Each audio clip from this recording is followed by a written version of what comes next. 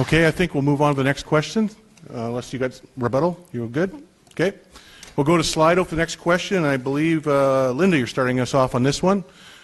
And it's a fairly simple question. Do you support the privatization of our healthcare system? Well, thank you very much for that question.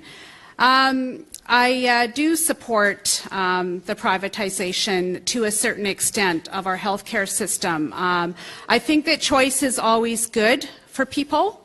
And I myself have had a surgery in the private healthcare system. And I would like to think that by me going to the private system meant that it opened up another space for somebody in the public healthcare system. So yes, I do personally support having some choice. I certainly think that we do need to focus on our public healthcare system.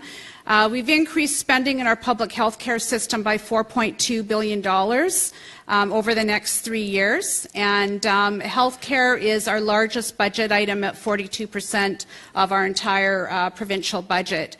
And so I do support some choice for those who are able to afford it. Okay, thank you. So, gentlemen, each of you, can you answer the question, please? Well, that right there, if there's no other reason to not vote Liberal, that's it right there, because that is frightening.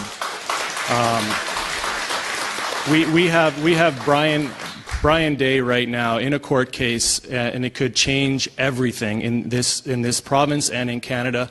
And we do not. My Canadian values are that we take care of all of us when it comes to health care, and we don't have to prioritize people just because they have more money. We need to fix this healthcare system. That's what we need to do. Don, over to you. Answer the question. The BC Greens do not support the privatization of the healthcare system. That money that you paid to jump the queue could have been utilized better in the public healthcare system to take care of you and buy equipment and finance their wages. Instead, you took them out of the queue and you took healthcare practitioners out of the public system. So I do not support that. No, I didn't. No, actually, I didn't. And I opened up a spot for somebody else to get a surgery free of charge. And this happens where we want to have an option or a choice to do this if we can. And so choice is always important to people. We do need, we've increased our healthcare spending. We have the best healthcare outcomes in Canada, and we're going to continue to work on that. Thank you. Okay. This is another example of where we're ignoring evidence-based decision-making, because wherever you have this kind of approach where you privatize, it's been shown that the doctors end up moving into the private system, and it creates a shortage in the public system and challenges in the public system. Again, we need to be talking to the experts on this and solving these problems.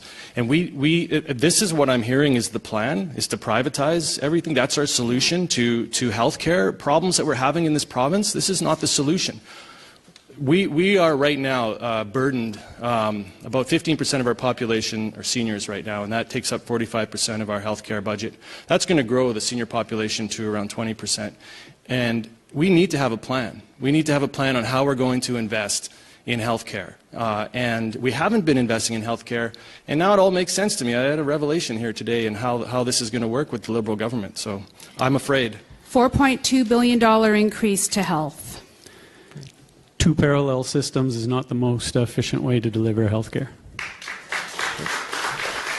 Okay, I think we've exhausted that one. So we're going to go to our